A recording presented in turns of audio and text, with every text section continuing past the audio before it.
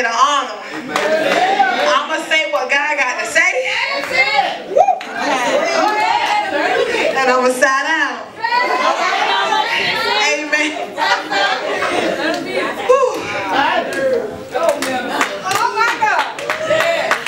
As I was sitting in my house on last night, and I said, okay, Bishop blew me for a loop when I was coming to the church yesterday. I was in a pause. But I thank God for it because I'm not surprised. Because God's had me in a place where I'm getting myself in a place where I'm beginning to take God more serious. And sometimes to do that, you got to get yourself to a place by yourself because to get away from what Pastor was talking about last Sunday, distractions. So on this morning, I'm just going to encourage the people of God. And today I'm going to speak on going back is not an option. All right now. All right now. Come on, minister. The people that God's been putting in my path lately is that I've been finding myself encouraging people, and I'm like, okay, you know, I'm dealing with stuff myself, but one thing we've learned that everything that we go through is not about us. Amen. When we go through, we take care of His business, He gonna take care of our business. Amen. So I just been encouraging people, and I was speaking to a young lady, and I was telling about, you know, sometimes we don't find ourselves worthy. Amen. Find ourselves worthy to be in this place right here. Because I know in my family, I've always been a person that sticks out.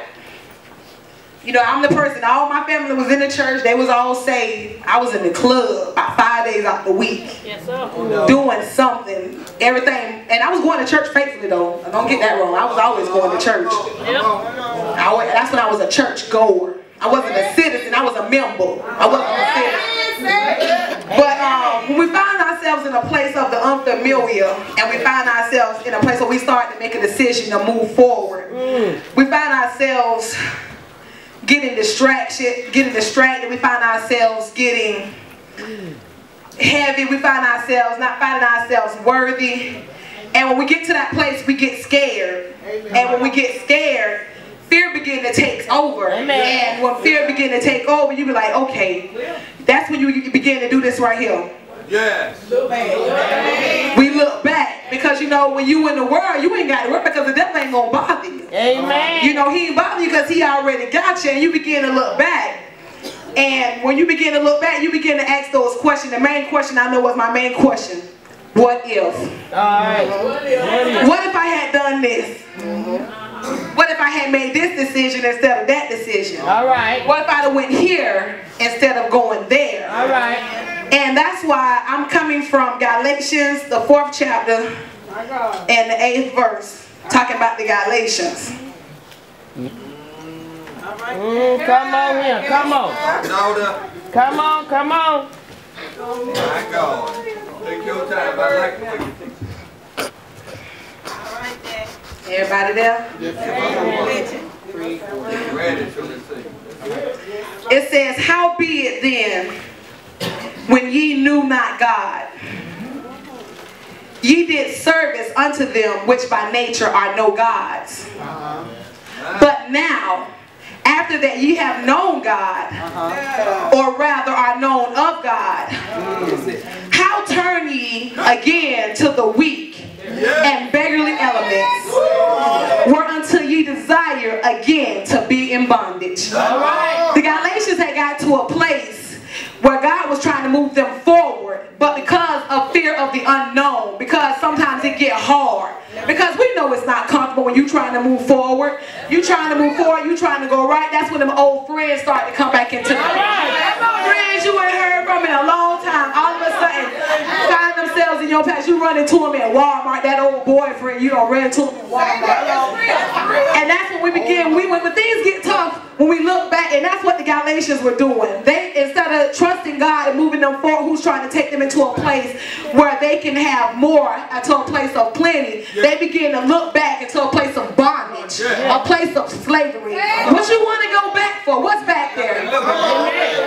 You may have had money. I had a job making $18 an hour. but I was still in bondage. I had a job where I was always going out of town almost every other weekend, but I was still in slavery. I still was unhappy. I was married and still was alone. But I was in a place where I was living a life of a single woman, but I was still married, but I had money. Come on now. I mean, what problem is a man to gain the whole world and lose his soul? We can easily get distracted. Okay, I'm moving, I'm here, I'm focused on what's going on. And you feel that little tap right here.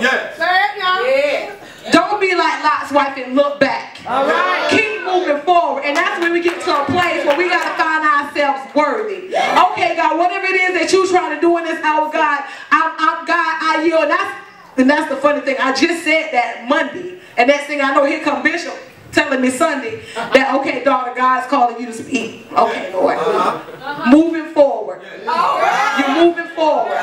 It's to a place where it's time to stop playing because it's about God's business. Because God's about to fill this house. And He can't fill the house if the people that's in here stand stagnated. We can't make room for the next person to step in and do what it is that he needs to do because we don't want to move because of the unfamiliar. Because it's uncomfortable. Because it don't feel good. Of course it's not going to feel good because God is trying to push us to a place where we can go higher. And that way when I go higher, that person that's next to me, I can reach my hand down and pull them higher.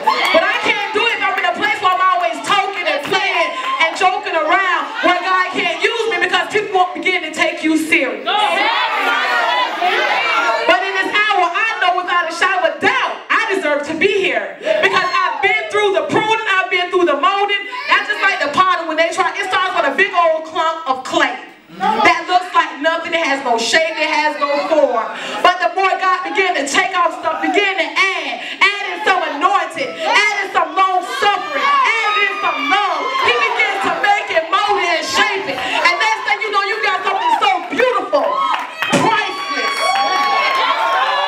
Something that you can't buy out of a store.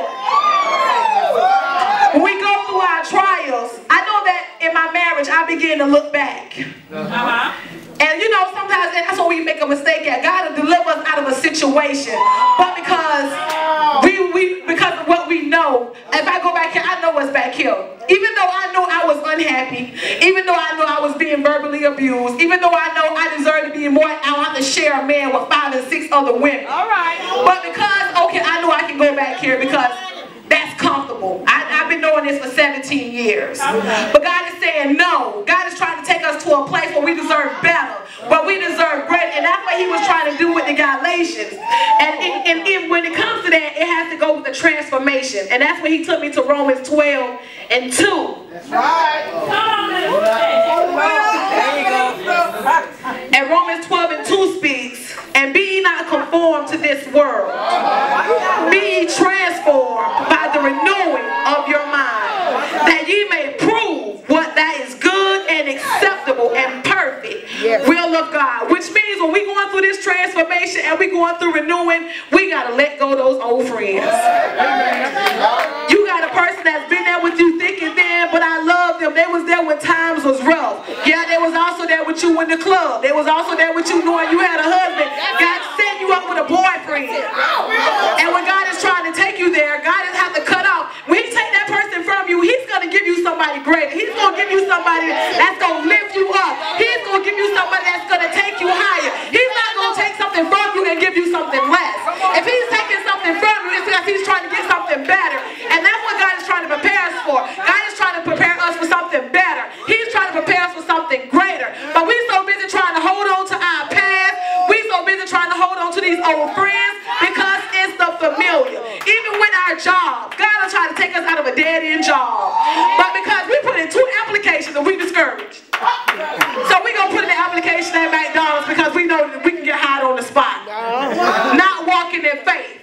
Not trusting God that we know that we deserve better.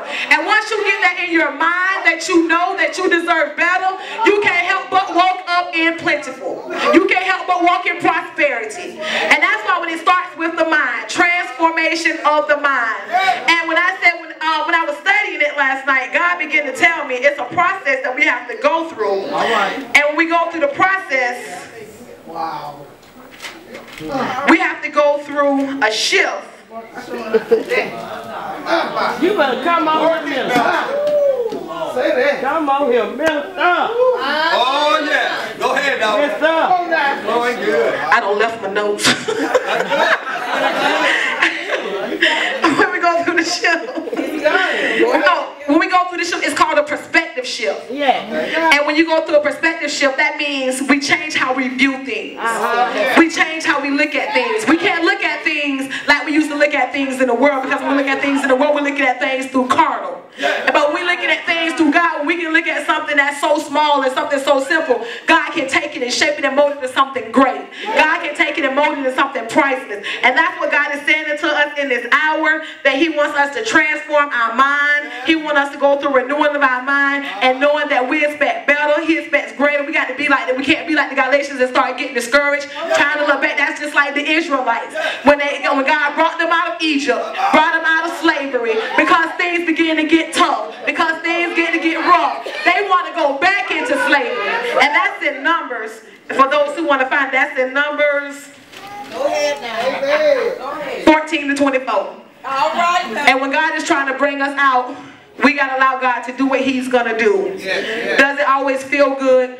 No. No. Does it come with pain? Yes.